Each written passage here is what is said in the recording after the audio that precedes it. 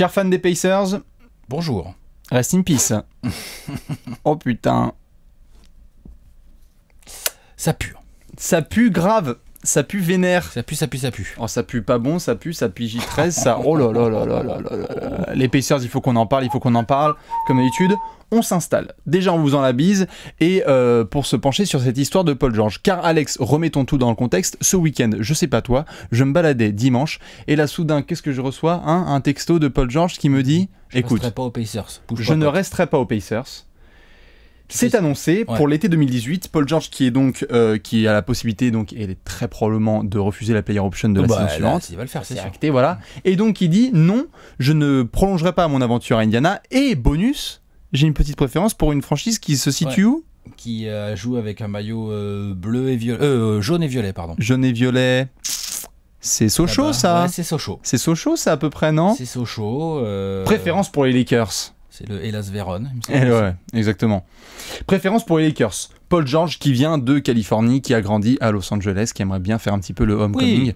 Donc c'est compréhensible. Il a dit c'est juste une préférence. Et je pense aussi qu'il en a marre d'être Indiana. Voilà. Et c'est là qu'il faut Je pense que la saison écoulée l'a bien saoulé. Dégueulasse. Il faut du coup qu'on en parle un petit peu de ce dossier Paul George. Le tempo là de Larry Bird. Ouais. Nate McMillan. Ça a super bien marché là. Nate McMillan, tout ça, Jeff Teague. Un peu compliqué, sachant que c'est un des coachs les moins bien payés de toute la ligue. Tu n'envoies pas forcément le meilleur message à ton franchise player où tu te dis on a grave envie de dépenser. Non, un peu compliqué. C'était juste dégueulasse avec des résultats qui étaient pas très bien. Donc voilà. Donc du coup Paul George qui fait cette annonce.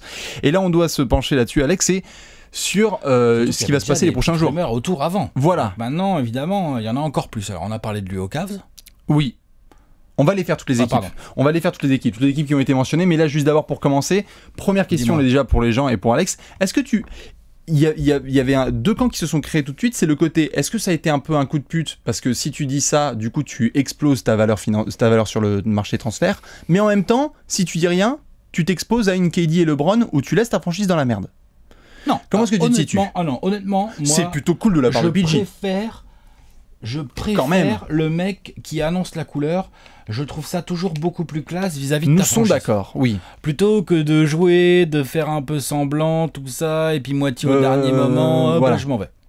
On est d'accord que Paul George fait quand même un coup assez cool, quoi. Tu mets un peu Indiana dans la merde parce que ta valeur, elle est... ta valeur prend cher, mais t'as encore une valeur. C'est-à-dire que là, Indiana a la possibilité de se dire...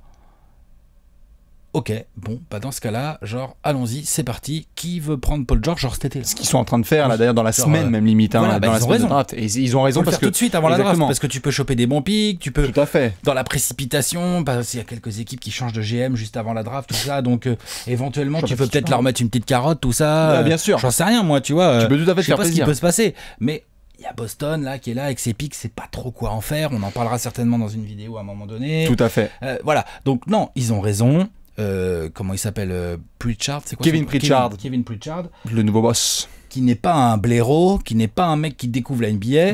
Donc l'autre il a fait direct, il a fait qui veut Paul George, et c'est normal, qui donne quoi et tout. Il a raison. Et puis d'ailleurs, juste inutile de le mentionner aussi, t'as pas envie de commencer ta saison prochaine avec un joueur qui est en train de faire la gueule avec un pied dehors et un pied dedans. Donc tout ça pour dire que je préfère cette attitude de Paul George qui annonce la couleur à sa franchise. Dans tous les cas, de balancer déjà vos avis là-dessus, parce qu'on sait que c'est pas toujours possible, hein, on peut pas toujours. C'est un coup de pute. LeBron, KD, ils ont fait des coups quand même, des coups de traître à leur franchise. Ouais. Mais après, là, ce que fait Paul George, je pense que c'est pas mal. C'est mieux. Il rend un mini-service. Je pense que c'est mieux. Tout à fait. Maintenant, une fois qu'on a installé un petit peu la table là-dessus, on se penche un petit peu du côté d'Indiana. C'est-à-dire que si tu es Indiana, en effet, par rapport à la draft, tu essaies de choper des deals. Et il y a cet aspect Lakers, dont on va parler en premier. Les Lakers, avant de parler des autres franchises. Les Lakers qui sont donc pas non plus persuadés, sûrs et certains qu'ils vont avoir Paul George l'année prochaine, mais tu as un indicateur. C'est que Paul George a envie de venir aux Lakers. Donc ça déjà c'est quand même important. Ça règle un peu le truc, oui, sauf que Alex, moi c'est la grosse question, et là je veux vos avis aussi là-dessus. Est-ce que tu prends le risque d'attendre un an et que Paul George aille faire une pige ailleurs, ou est-ce que tu transfères tout de suite pour le verrouiller dès maintenant, quitte à ce que tu lâches certaines petites prises? Non, moi perso, j'attends. Tu attends? Moi je suis les Lakers, hein, je te parle du cas des Lakers. Tu attends les... Tu as transféré quoi là? Tu vas être obligé de donner ta mère là pour avoir Paul George. Ce qui a été demandé c'était Jordan Clarkson, Julius Randle et 2 pics de draft. Mais pourquoi donner tout ça alors que tu peux avec des vraies probabilités tu peux l'avoir gratos? Alors je t'expose à ce moment-là, et pendant que les gens balancent leur avis là-dessus, je t'expose à ce moment-là d'autres scénarios imaginaires. tu es Paul George et tu fais une pure saison à Boston, oui, t'as envie de rester. À Toronto, à Cleveland, à je sais pas quoi. Mais ils n'auront pas les bird rights. Et tu te fais, non, bien sûr. Donc ils n'auront pas un si gros avantage. Pour le prolonger, c'est bien ça dont tu parles. Oui. Mais je suis d'accord avec toi. Pognon, là. Oui, tout à fait. Mais c'est juste que pour le coup, pour les Lakers, il y a cette histoire de risque que tu peux prendre. Est-ce que tu le prends ou pas, quoi? Est-ce que tu attends vraiment un an parce que tu peux avoir Paul George qui te passe sous le nez, quoi? Et le mec, tout d'un coup, il fait, je sais pas, imagine le mec qui va à Boston. Et t'as Brad Stevens qui se le met, le mec qui commence à se dire, putain, c'est trop bien, je peux avoir des chances ici de cartonner. Oui, tu peux aussi voir les choses dans l'autre sens. Tu peux aussi te dire, si t'es les Lakers, tu peux te dire deux choses. Tu peux te dire, ok, effectivement, vaudrait peut-être mieux trader pour être sûr. Parce que tu peux pas te permettre de laisser Paul George passer. Pour être sûr de l'avoir, tu peux te dire ça. Tu peux aussi te dire, genre, si je le prends maintenant. Oui. Comment ça va se passer? Comment tu développes Brandon Ingram, par exemple? Oh, tu peux quand même. Ensuite, tu peux. Si ça se passe très mal, mais on sait jamais si c'est une grosse saison de merde et que ça se passe pas bien et tout ça, est-ce que tu peux le perdre dans un an? Tu peux tout à fait le perdre dans un an, mais à ce moment-là, Paul George, Paul George, il a plus aucune, enfin, il a plus de parole. Je pense pas que ça arrive, mais c'est toujours un risque qu'il faut considérer. Oui. Les mecs qui vont trader Paul George là, ils l'ont que pour un an. Faut discuter avec lui dans un an, quoi qu'il arrive. C'est ça. T'es obligé de se mettre d'accord un peu, genre des petits clins d'œil discrets, des petits clins d'œil discrets derrière la porte, tout ça. Ça existe. Oui, bien sûr, il y en a plein, mais je crois qu'il va vraiment vouloir utiliser tous ses pouvoirs en tant qu'agent libre vraiment puissant. Voilà. C'est sûr. Donc il a intérêt à faire une grosse saison la saison prochaine. Donc déjà, sachez-le, Paul George là, c'est du 25-7-7. Ah bah là, la saison prochaine de Paul George, quel que soit le maillot, quelle que soit l'adresse. Rien à foutre. Oui, bien sûr. Là, parce qu'il va vouloir absolument obtenir le max, etc. Envoie-le à Orlando, là, j'en ai rien à foutre, ça va être 25-7-7. C'est ça. Tu vois. Et maintenant que tu me mentionnes Orlando, et c'est là qu'on doit absolument demander l'avis de tout le monde là-dessus, parce que ça va être dans les jours prochains, quelle franchise doit aller draguer Indiana et prendre Paul George? Quelle franchise là tu irais? Parce qu'il y a des franchises qui sont à un All-Star par exemple de faire la différence. Il y a des franchises qui sont pas loin par exemple de pouvoir faire le push et de le séduire. Quelle franchise tu es là et tu te dis bon, ok, j'ai peut-être qu'un an de location. Quelle franchise doit, quelle franchise peut aussi. Ouais. Parce que aller voir Indiana, là, faut quand même avoir un peu de trucs à leur filer quand même. Oui. Quand même, un minimum. Oui, bien sûr, mais tu vas pas me mentionner Phoenix et Chicago et je sais pas quoi. Non. Bah, Phoenix, dans l'absolu, ils ont un super pic de draft et des jeunes joueurs à filer. Oui, mais pareil pour Chicago. Enfin, tu vas pas. Il faut des franchises plutôt de haut calibre. Parce que tu dois le séduire pour qu'il puisse prolonger. Et voilà, en fait, tout est là. Séduire Indiana, c'est pas forcément la partie la plus difficile. Genre, tu parlais de Phoenix. Phoenix, il se pointe et qui dit tu veux mon pic 4 de draft. C'est personne.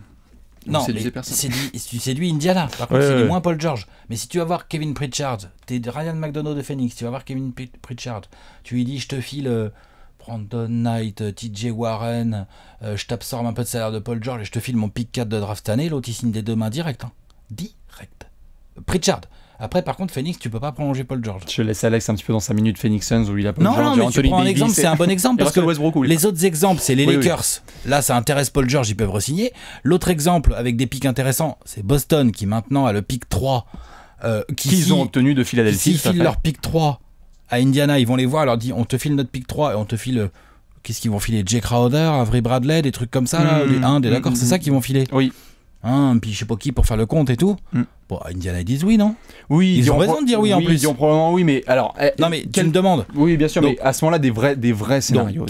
Qui doit y aller? Bah, Boston. Moi, je prends Toronto. Boston, tu tentes ta chance. Je prendrais bien Toronto. Toronto, tu tentes ta chance. Toronto, t'as un souci, c'est que t'as pas de pic super intéressant et que Indiana va vouloir reconstruire. Oui. Par contre, t'as des joueurs. Par contre, tu as des joueurs. Indiana qui va se reconstruire. Moi, pour le coup, je te dis, c'est pourquoi je prends. Contre Paul George, c'est bien ça. C'est même pas. Si je te prends Paul George et je suis Toronto, t'essaies de faire un package. Je sais qu'ils vont vouloir absolument prendre Norman Powell, qui vont essayer d'avoir des futurs picks, etc. Après, encore une fois, on n'est pas forcément dans les transferts à juste une franchise et une autre. Non. Tu peux aussi avoir des transferts avec d'autres franchises. Comme je disais dans la vidéo précédente sur les Cavs, là tu cherches le pigeon là. Voilà, mais tu peux chambarder Jonas Valanciunas et ça vaut un beau pick de draft. Je pense que tu peux avoir dans n'importe quelle franchise en échange, tu vois. Pour le refiler ensuite à Indiana. Donc tu peux faire des packages. C'est juste que la perspective de Toronto, c'est la suivante. Tu as Kyle Lowry là qui va être agent libre.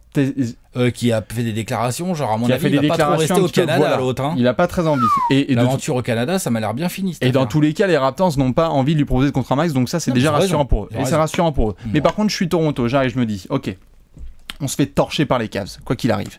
Tu rajoutes un Paul George là dans l'équation. C'est plus la même délire. C'est plus le même délire. Je suis d'accord. Tu peux faire une saison. Si tu fais une saison et que tu vas aller nous chercher Cleveland en finale de conf, je fais un scénario tu peux garder incroyable. Paul George après. Tu peux, au moins t'as. En tout cas, t'as les arguments pour négocier. Au moins t'as Masai Ujiri qui est plutôt bon en négociation pour qui va aller voir Polo qui va aller faire dis donc. T'as vu? T'as Demar DeRozan qui s'est adapté, t'as Serge Ibaka qui est peut-être. T'as des jeunes joueurs autour de toi parce qu'ils draftent assez bien. Ils draftent assez bien, donc c'est en ça que la piste Toronto m'intéresserait assez bien. Elle est pas mal. Maintenant les Cavs, on doit en parler aussi parce que les Cavs ont été pas mal dans les rumeurs, mais malheureusement avec leur changement de management, ça semble un petit peu à l'eau là. Ça semble quand même à l'eau parce qu'en plus les mecs, qu'est-ce qu'ils allaient donner en échange? Il y avait du Iman Shumpert et du Channing Frye qui a été mentionné, mais Indiana ils veulent beaucoup plus que ça. One shot, et ça fait one shot hardcore. Je crois pas que tu le vois. Quoi à Indiana? Tu le vois Paul George être le bras droit de LeBron? Non. Et non, je le vois pas. Et ils vont filer quoi à Indiana? En plus, ils ont des jeux qui se ressemblent quand même pas mal, les deux, là, pour le coup. Oui, mais LeBron, je trouve plus complémentaire de Melo que de Paul George. Oui. Après, je te dis pas que c'est pas bien d'avoir LeBron et Paul George sur les ailes. Ça serait trop bien pour eux, pour jouer dans une perspective où tu joues les Warriors. Si t'as Paul George, c'est trop bien. Sur les ailes et tout, c'est chiant. Pour défendre KD. C'est monstrueux. D'accord. Mais Cleveland, c'est un peu compliqué, là, avec non seulement les offres qu'ils peuvent proposer à Indiana et même avec plusieurs équipes, et puis surtout cette histoire de management. Tu viens de changer de management complet, c'est un peu compliqué d'être attirant. Maintenant, Boston pour terminer, Alex. Et là, j'ai besoin de l'avis des fans de Boston. Boston, ils ont des vrais arguments. Est-ce que tu le prends? Est-ce que tu chambardes ton 3e choix de draft? On sait qu'il y a beaucoup de monde qui veut chambarder maintenant. Il y a beaucoup de fans des Celtics qui comprennent pas pourquoi, en effet, on va en parler dans une autre vidéo, pourquoi notamment Danny Ainge a transféré le 1er choix de draft contre le 3e et un autre pick futur, bien évidemment, des Sixers. Moi, je comprends, moi, perso, mais bon. Je comprends aussi, tout à fait, on en reparlera. Mais pour le coup, est-ce que Boston, tu te jettes à l'eau ou pas? Pour 1 an de Paul George? Kiff, hein. C'est à mon avis, ça doit trotter dans les têtes quand même. C'est ça, ça doit trotter dans les têtes. Jeudi soir, ça va être n'importe quoi. Quand même, les Celtics qu'on a vu là toute la saison qui vient de s'écouler là. Oui. Tu leur mets un Paul George à la place de Jay Crowder. Attention. Ouais, attention. Dis donc. Ouais, non. Là, on rigole plus du tout. Ça rigole plus du tout. Ouais, là, ça rigole plus du tout. Non, franchement. Là, et puis, t'as plus besoin de Brad Stevens au coaching et tout. Et t'as plus besoin d'aller nous chercher un Gordon Hayward sur le marché des Armories parce que là, t'es peinard et tu fais ta promesse. Paul George, c'est quoi? C'est un. Sur l'échelle des ailiers, il y a quoi de mieux que Paul George? C'est le 2e meilleur à l'Est et c'est un des 10 de la NBA. Quoi. Ah, des 5 Oui, bien sûr, tu peux des 5, bien sûr. T'es salaud. Je dis des 10. C'est un des 5, Paul George, quand même. Regarde mon ami. Non, bien sûr, je mets dans les 5. Dans tous les cas, voilà un petit peu pour le dossier Paul George. N'hésitez pas à balancer tous vos avis là-dessus parce que si ça se trouve, le temps que la vidéo sera sortie, il sera déjà transféré. C'est malheureusement comme ça sur le marché, hein, ça peut aller à toute vitesse. Mais surtout, rendez-vous ce jeudi soir à draft parce qu'il y a moyen que Indiana soit hyper taquin. Il peut se faire trader en soir de draft là. Hein. Complètement, il y a même forte chance. Ça se trouve, Indiana va drafter en 3. Hein. Je te mets on the spot là-dessus. Tu vois ce que je veux dire. Je te mets on the spot là-dessus. Dernière question. Est-ce que vendredi matin, Paul George est encore chez les Pacers? Oui. Non. Si. Non. Rendez-vous vendredi matin. Allez, bon courage aux fans des Pacers.